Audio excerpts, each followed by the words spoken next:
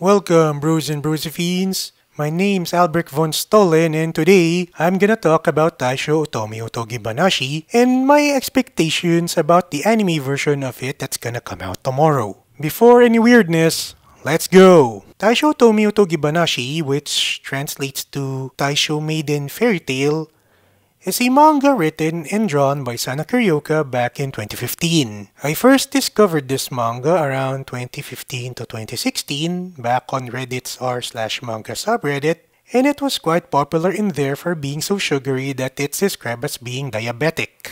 The fan translation was finished back in 2018, and this manga ran for 38 full chapters. Set in 1920s Japan, this manga revolves around the life of Tamahiko Shima, a dude who is the son of a rich family. One day, Tamahiko got into a car accident which killed his mom and crippled his right arm. His dad sent him to their house in Chiba to essentially lay down and rot when one day, a young woman came into his house and became his bride-to-be. Earlier this year, it was announced that we're gonna get an anime version of this manga, along with a food-centric spin-off tie-in of sorts called Taishou Otome Otogibanashi and Seika no Shokotaku, which translates to Taishou Maiden Fairy Tale, a pessimist's dining table. And you all thought that Komi-san is the only one that's getting an anime this year? The anime version is being made by the Japanese anime studio Synergy SP.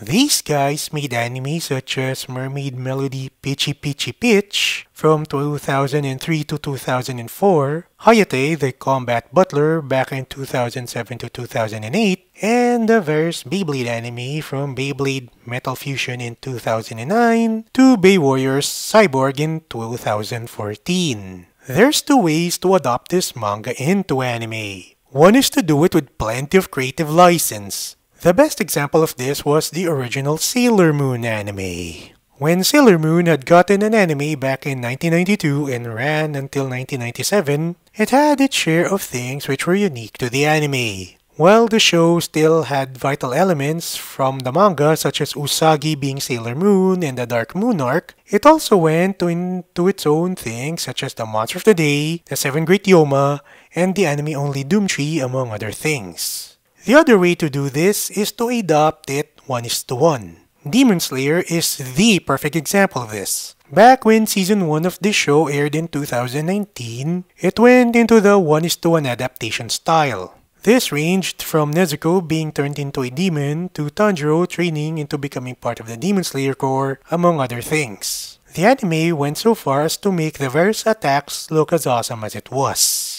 If Taishou Otome decides to do things a la the original Sailor Moon anime, expect a lot of things which did not show up in the manga. Perhaps certain parts of the manga, such as what has happened with Tamahiko's older sister Tamako after Tamahiko and their younger sister Tamayo had left the Shima family, could get explained upon.